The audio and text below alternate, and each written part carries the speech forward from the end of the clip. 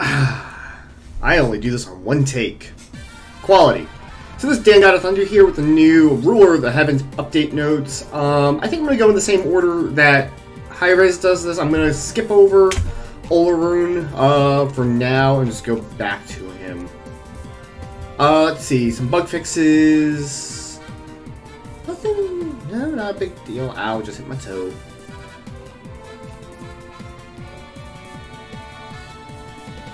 No, nothing super big there. Speed of Elixir, kind of a funny thing. They removed the buff duration timer. I don't know if that means that they actually changed it, if they figured out how to make it permanent, because it used to be 9,999 seconds. Or, in theory, that would mean every 2.5 hours or so, every 2 3/4 hours, your buff would actually die. Like, the Speed of Elixir buff would actually die. So who knows? It looks like they probably fixed that. Actually, no, Cat. I thought I messing up with my microphone. Sorry. Let's see. God fixes. Neja got some bug fixes, which should only make him stronger, which is great, because he's already, like, been nerfed very heavily, but he's still pretty good. So, that's not going to be annoying at all.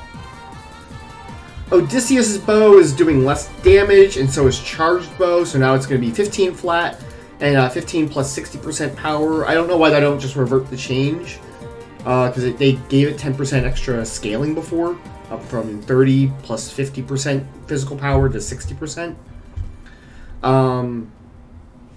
It's kind of meaningless and kind of dumb.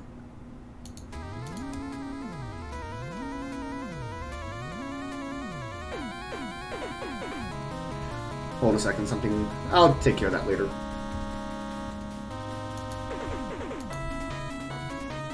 Let's see. Malus has gotten a massive change, so it's even stronger on its cooldown reduction effects, along with a huge cost decrease.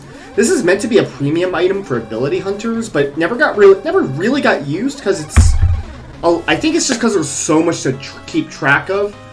So when you see it proc, then, oh, your abilities are up, and all that. I think that's what really was the stumbling block for Malus, because on paper, it could actually give you up to 7... If you use this in conjunction with traditional cooldown, it could actually give you up to 72% cooldown reduction, or something like that, in theory. But it was never getting played. So it's even going to be stronger with a little bit decreased cost. I think they should have changed this by giving it 10 more power and keeping it at 3,000. I think I'd rather have... I don't know if I'd rather have it this way, where it's less power, but extra cooldown stuff. This will make ability hunters a lot better. Like Chiron would be a good example. Who's kind of struggling right now. I just don't know if this is the way I would have changed it. Doomor, getting a 200 gold cost decrease, still crazy expensive, good change. Rod of Asclepius, ass claps, getting a change where it's going to be affecting healing, conveying it better. Gem of Iso's dead. 20% for 1 second, down from 25% for 2 seconds. It's over 50% of its slow potential killed. I don't know why they did this. I can understand the 20% slow, but killing its time as well. There's no reason to buy Gem of Iso. Gods like Zhonghui, who really like this item, are kind of fucked. Achilles. They just nerfed him, so now they're buffing him in different ways. I thought he would be like, eh, afterwards. He's not. I don't quite understand why they think he needs a buff now. So this is really meant... his tanking ability is going to be a little better now. And he's going to do more damage with a Shield Bash. Shield Bash is really best if you're playing him in the jungle. I always level that up first in jungle. Not so much in solo lane. Combat dodge, you can get that off much more reliably. Solo Achilles is now still dead, but I think his jungle is okay now. And he's viable, much more viable as a jungler. Which means that the Gift of the Gods doesn't matter. Ao Kuang, 2-second cooldown on Wildstorm is kind of a big deal. It hurts his jungle clear, but the decreased slow on the range attack by 10%, not as big, because you're really going to use that mostly for in-hands, and that's just for some extra poke. Not a big deal. I think Ao Kuang's still going to be very good and useless to the pros. Athena, preemptive strike, I think is... Actually, wait a second. I actually don't remember which one that is. Sorry for the bright flash. Because I'm thinking that it's the... Taunt. Is that the taunt? No, that's the dash. Because they list... Usually they do a good job of listing them in order. Shield walls are third ability. Shield walls are third ability, but usually they list it in order, like passive 1, 2, 3 ult. Nice job, Hi-Rez, on your consistency.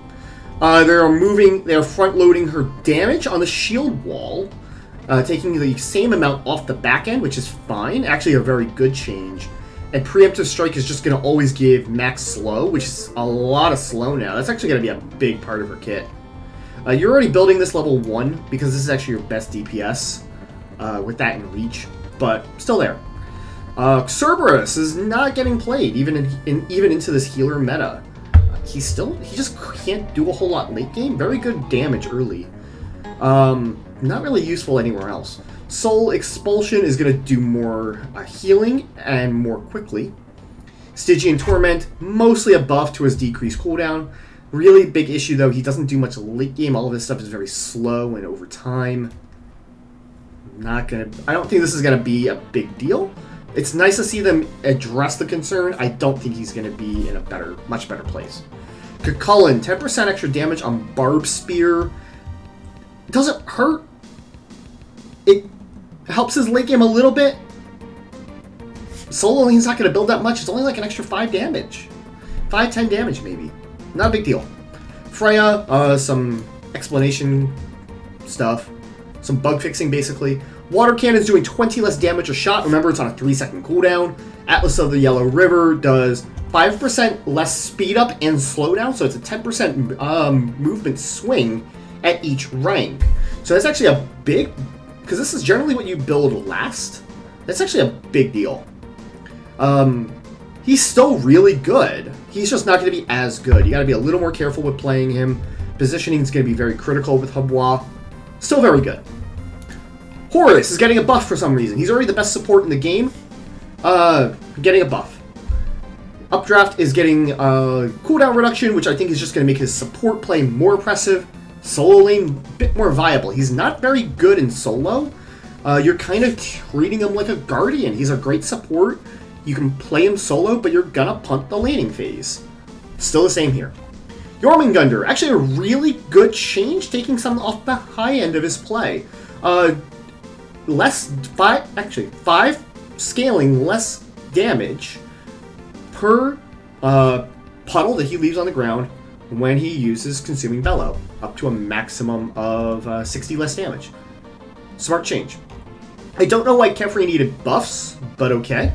Rising Dawn is doing 1 more damage per level, so he's getting some of his old damage back. And Solar Flare is on a, which is an AoE root, on a much shorter cooldown now. Good changes. Kefri's in a good place. I thought he was already in a good place, though, but, you know, whatever. Set is getting another set of buffs. Eventually, this guy's going to reach critical mass like Jormungandr because no one knows how to play him. Set's just very hard to play. Jormungandr is not hard to play, but people just took a while to realize he's a solo lane. He's really a warrior that does magic stuff. Anyhow, 1 more second on his passive, which is fine. Kingslayer can activate much more quickly, which is actually a very good change. Very smart. Ymir. Frost Breath, 2-second cooldown reduction. Good change. Ymir doesn't do anything still because he is so all in. He just has no positioning tools. Excuse me. Still, good change. Anyhow, up to Olorun. He is a mage, but he's really a hunter. And this is actually, I'm just going to sum this up by saying Olorun's components are all cool. He's just very friggin' overbloated. Touch of Fate is his passive. If he has at least 150 magical power, he has crit chance equal to magical power divided by 10, capping at 700 magical power, so he cannot do more than 70%. His also only do 50% extra damage. It's still potent. It's still potent. He gets it for free. It's really good. It's a really fucking good passive. His 1 can also crit. it gains increased range. I don't know exactly. They didn't really show very well how it does that. So we'll see. It also ties into a second ability, Overflowing Divinity. It's a flat 40% increase in attack speed. That's ridiculous. That's bullshit. This Focus Light, by the way, this is Wave Clear. 40% is fucking bull. Is that the 100 level? Oh, that's a lot of damage, rank 1. That needs to do less damage at rank 1. 260 at rank 5, that's fine, but 100 at rank 1 is a lot for a 12-second cooldown. Overflowing Divinity. Really, this should really be an attack speed ramp up 20 to 40%. So he gets more attack speed, and as he's hitting, while he has it under as a steroid, which is from 4 to 6 fucking seconds, he can shoot every time he hits something or uses Focus Light his 1. He gains a stack, and then he can turn those stacks into an AoE attack. It appears that it does less damage, minimum 80%. So if you get hit 9 times, this is essentially tickling you. Otherwise, that'd be fucking broken. And that does apply to objectives. So I actually thought before this would give him an absolutely bullshit broken objective secure. It looks like it doesn't. That's still really powerful. Consecration. So this is 5. That's actually a shitload of healing. It's actually very comparable to Hell 3. On a 14-second cooldown, and slows and has damage on it. So the damage isn't anything to speak of. The heal is actually very good. You get protections up to 80 fucking protections. Holy shit! You can get up to 64 protections from Consecration. That is ridiculous. You can get 64 prots. Pushes enemies away. Heals your team. Ridiculous. And his Sanctified Field essentially is, imagine Al Pwash's area of effect for his, like, zombie ultimate. But there's one here and then an identical one on top of that. So it's 2 Al Pwash ultimates, more or less. Enemies do everything 40% slower. Not just movement speed, it's everything 40% slower. You do everything 30% faster. That includes, my understanding, is your attack speed is increased by 30%. Animations are 30% faster. So everything happens a lot faster for you. Not so much for your team. That's a lot. It does a lot. It's a huge area of effect. It lasts for 5 seconds. It does have some actually like theoretical downsides to it, where if the enemy Aegises, if you use Sanctified Field, they Aegis, instead of it lasting for 1.5 seconds, it's 40% longer. Long cooldown, very long cooldown. Still, it stretches so far. If you use it at your tier 1 tower, it looks like it almost gets to the enemy tier 1. In mid and solo. It's stupid long. He is going to be a hunter, but this guy just does everything. Sum it up, I think that's probably my biggest issue with all of this, is that every individual piece, crit hunter, this defensive character that can heal his team and play the hunter position, kind of like Cupid, but in a more dedicated way with maybe some less AoE and less CC in his kit, that would be cool. This time dilation effect is super cool, although it's high res, they're gonna fuck it up. It's gonna be buggy as shit. All that can be really cool. All of that can be super cool. But I don't know why they had to pack it all into this one character. I don't know why they had to cram the design. I know there's a lot that they can do in Smite, but the design space is finite. I don't know why they couldn't spread this out amongst 2 or 3 characters. Defensive hunter with healing. Time dilation. Crit magical hunter. 3 gods right there that you could have done that all would have had unique selling points for why you'd want to play them. But now, in order to balance Olorun, either you're going to have to make some other shit in the meta absolutely ridiculous to push him out, or you're going to have to water all this shit down so it doesn't mean anything. That's the real problem. Everything else, really quickly, TLDR. Neja is less buggy. Malus is going to be really good. Don't think it should have been done that way.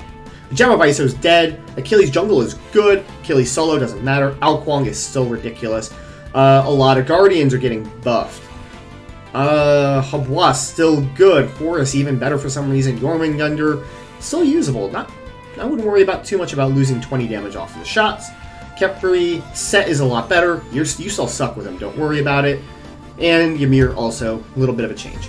Either way, if you like this video, hit the thumbs up. Follow me on Twitch. These are all being recorded live on Twitch. Twitch.tv/Dan